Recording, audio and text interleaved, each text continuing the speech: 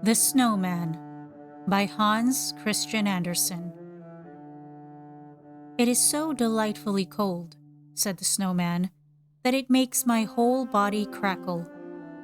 This is just the kind of wind to blow life into one. How that great red thing up there is staring at me. He meant the sun, who was just setting.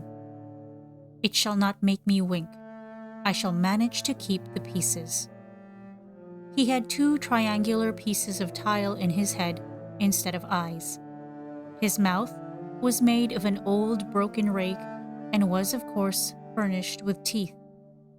He had been brought into existence amidst the joyous shouts of boys, the jingling of sleigh bells, and the slashing of whips. The sun went down, and the full moon rose, large, round, and clear, shining in the deep blue. "There it comes again from the other side," said the snowman, who supposed the sun was showing himself once more. "Ah, I have cured him of staring, though. Now he may hang up there and shine, that I may see myself. If I only knew how to manage to move away from this place, I should so like to move. If I could, I would slide along yonder on the ice, as I have seen the boys do. But I don't understand how. I don't even know how to run." "Away! Away!" barked the old yard dog. He was quite hoarse and could not pronounce bow wow properly. He had once been an indoor dog and lay by the fire, and he had been hoarse ever since. "The sun will make you run some day. I saw him last winter make your predecessor run, and his predecessor before him. Away, away! They all have to go." "I don't understand you, comrade," said the snowman. "Is that thing up yonder to teach me to run? I saw it running itself a little while ago, and now it has come creeping up from the other side." "You know nothing at all," replied the yard dog. "But then, you've only lately been patched up. What you see yonder is the moon, and the one before it was the sun. It will come again tomorrow and most likely teach you to run down into the ditch by the well, for I think the weather is going to change. I can feel such pricks and stabs in my left leg. I am sure there is going to be a change." "I don't understand him," said the snowman to himself, "but I have a feeling that he is talking of something very disagreeable. The one who stared so just now, and whom he calls the sun, is not my friend. I can feel that too." "Away, away!" barked the yard dog, and then he turned round 3 times and crept into his kennel to sleep. There was really a change in the weather.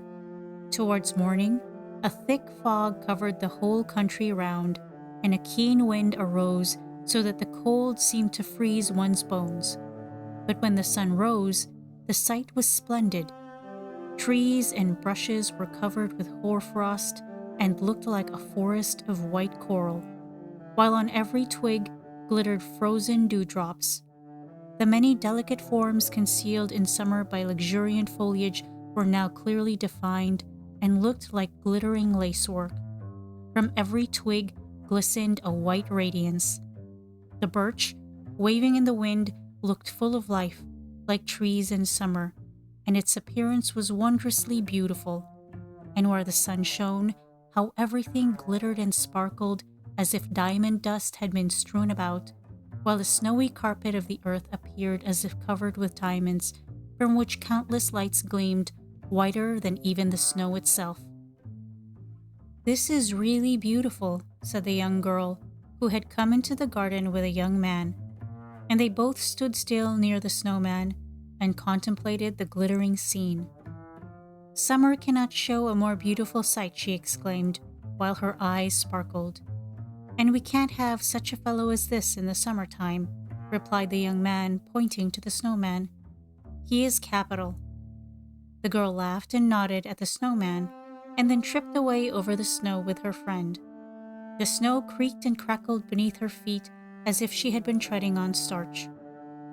"Who are those 2?" asked the snowman of the yard dog. "You have been here longer than I have. Do you know them?" "Of course I know them," replied the yard dog. "She has stroked my back many times, and he has given me a bone of meat. I never bite those two." "But what are they?" asked the snowman. "They are lovers," he replied. "They will go and live in the same kennel by and by, and gnaw at the same bone." "Away, away!" "Are they the same kind of beings as you and I?" asked the snowman. "Well, they belong to the same master," retorted the dog. "Certainly, people who were only born yesterday know very little. I can see that in you. I have age and experience. I know everyone here in the house, and I know there was once a time when I did not lie out here in the cold fastened to a chain. Away, away!" "The cold is delightful," said the snowman. "But do tell me, tell me. Only you must not clank your chain so, for it jars all through me when you do that." "Away, away!" barked the yard dog. "I'll tell you. They said I was a pretty little fellow once. Then I used to lie in a velvet-covered chair up at the master's house and sit in the mistress's lap. They used to kiss my nose and wipe my paws with an embroidered handkerchief, and I was called Amy, dear Amy, sweet Amy. But after a while, I grew too big for them, and they sent me away to the housekeeper's room. So I came to live on the lower story. You can look into the room from where you stand and see where I was master once, for I was indeed master to the housekeeper. It was certainly a smaller room than those upstairs, but I was more comfortable, for I was not being continually taken hold of and pulled about by the children as I had been. I received quite as good food, or even better.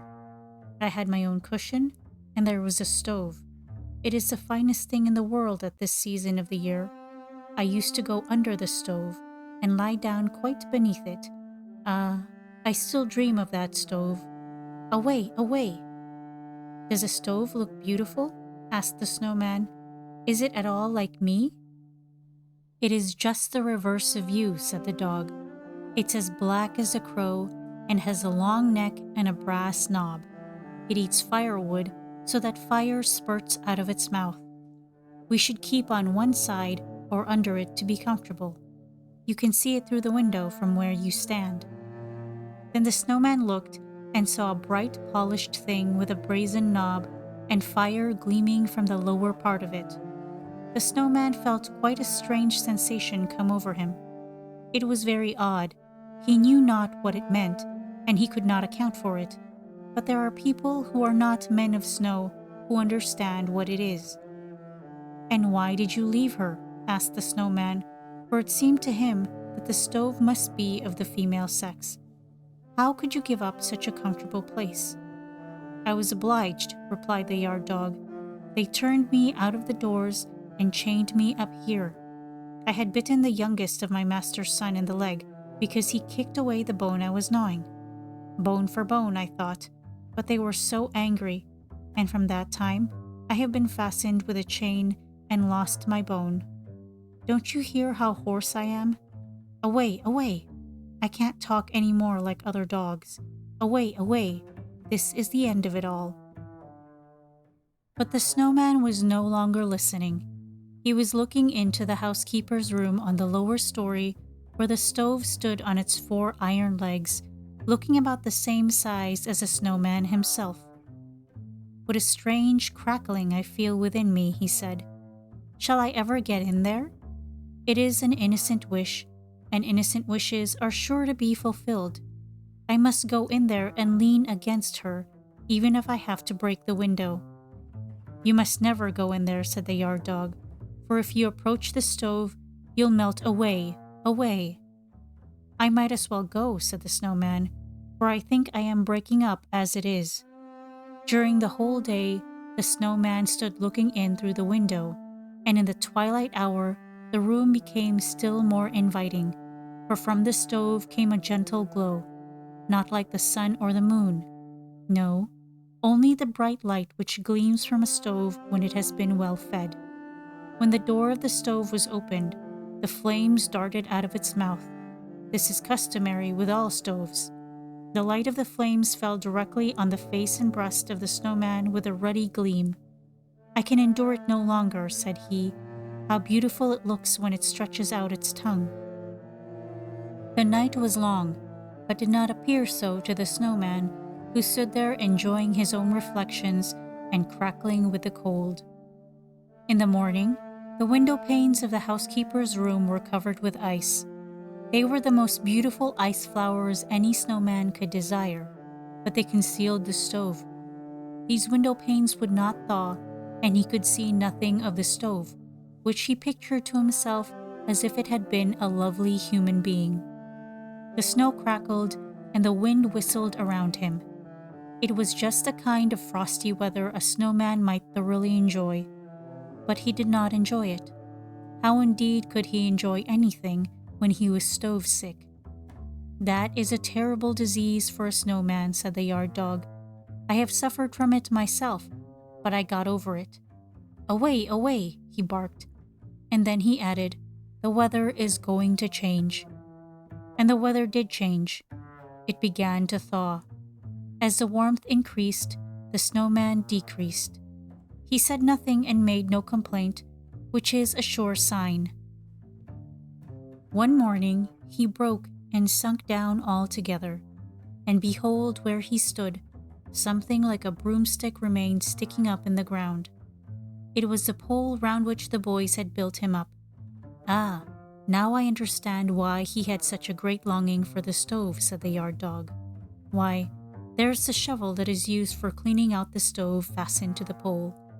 The snowman had a stove scraper in his body. That was what moved him so. But it's all over now. Away, away. And soon the winter passed. "Away, away," barked the hoarse yard dog. But the girls in the house sang, "Come from your fragrant home, green thyme. Stretch your soft branches, willow tree. The months are bringing the sweet springtime, when the lark in the sky sings joyfully. Come, gentle sun, while the cuckoo sings, and I'll mock his note in my wanderings." And nobody thought any more of the snowman.